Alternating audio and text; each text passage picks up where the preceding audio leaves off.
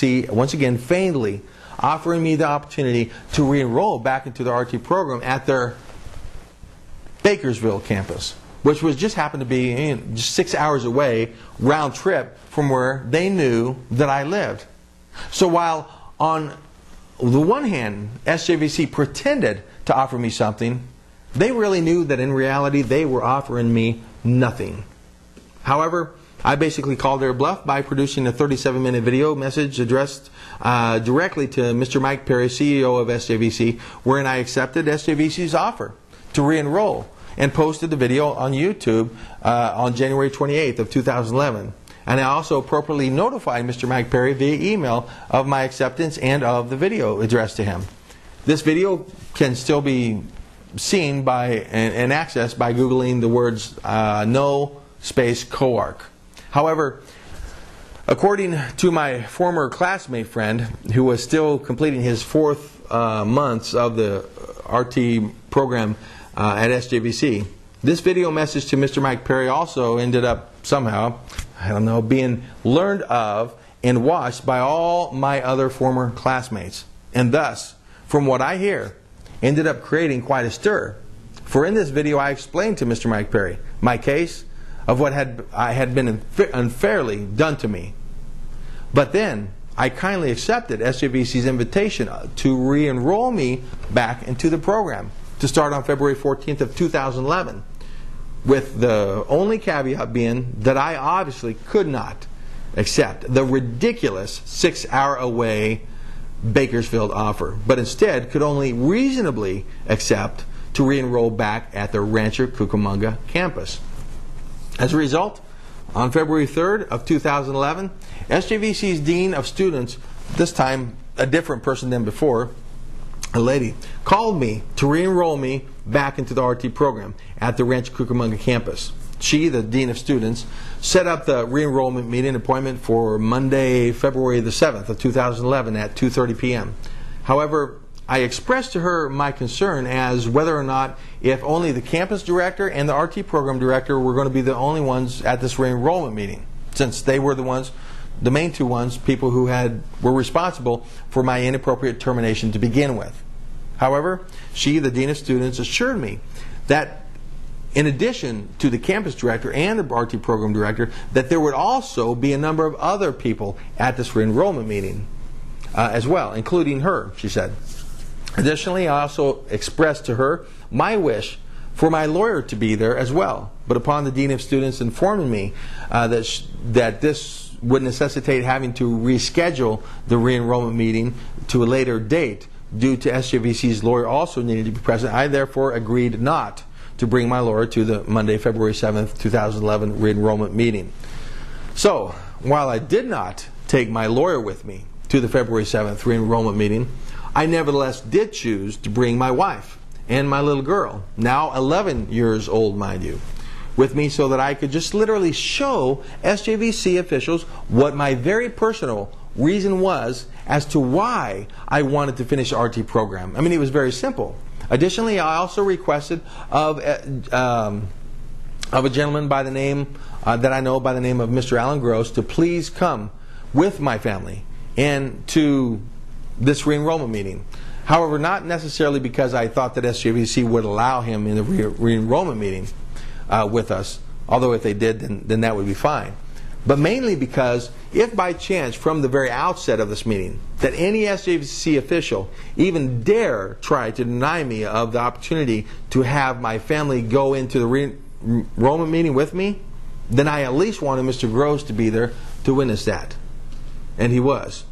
Therefore, all four of us met together at SJVC's Rancho Cucamonga campus office in the front foyer on Monday, February 7th at about 2:15 p.m. for my 2:30 scheduled re-enrollment meeting. At about 2:45, finally the campus director came out to greet us, and upon greeting her and introducing myself to her, I first made clear my intentions to have my wife and my little girl in the re-enrollment meeting with me. However, as expected, the campus director first expressed that the re-enrollment meeting was only for me. However, upon seeing her resistance, clear resistance, and with Mr. Gross present, along with some other SJVC employees present in the front foyer as well. I proceeded to impress upon her my request to please allow my family members to be in the re-enrollment meeting with me, since she knows how much families do indeed sacrifice to be a huge part of the support system for their loved ones while going through college. And so, although it did very obviously seem to be a very uncomfortable and troubling request for her, the campus director finally relented and allowed my family to be with me. However, needless to say, Mr. Gross was not allowed at all by the campus director to be in the meeting, as she'll testify to here in just a second. But he left after signing SJVC's guest registry in the front foyer for that day. So now we'll hear from the testimony of Mr. Alan Gross.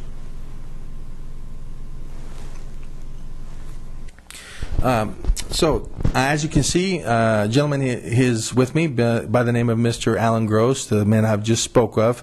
And so, Mr. Gross, thank you very much for coming. And he's just simply going to give his testimony as to what he witnessed and observed that day on February 7th when he met with my wife and I and my little girl at the San Joaquin front foyer that day. Mr. Gross, thank you for coming again. And can you just simply give your observation as to what you witnessed that day? Yes, as I remember, I met you at the San Joaquin campus, and you were with your wife and daughter in the lobby of the campus. There were other staff members there, and the campus director came out to greet us. We've been waiting for a while, it seemed to me possibly a half hour or so, and after greeting you and your family, you asked her if your wife and daughter could also accompany you to the meeting. And when you asked her that, she seemed very upset. And obviously it's something that she didn't want to happen. And I got the impression that she was hoping that you would come to the meeting by yourself with no one accompanying you. But anyway, after you talked to her for a while, she finally reluctantly agreed to allow your family to join you at the meeting. And then you asked her if I could also attend the meeting, and that really seemed to take her very much aback. She seemed to change and become very uncomfortable at that thought, and very against that. And she said, no, under no circumstances would I be allowed to come with you to the meeting. So then you and your wife and daughter went with her and accompanied her to the meeting. And I went to the lobby desk and signed the logout sheet and left. Okay. All right. Well, I want to thank you very much for your time. And thank you very much for coming. You're welcome. And I really appreciate it very much. So there you have Mr. Alan Gross's testimony as to what happened that day. All right. Thank you very much. So then, upon the campus director taking my family back, and I back to her office where the re-enrollment meeting was to be held, I was shocked to find out that it was only the campus director and the RT program director who were in this re-enrollment meeting, since the Dean of Students had beforehand clearly informed me that there would additionally also be a number of other people present in this re-enrollment meeting, there including her. But obviously this was not the case now.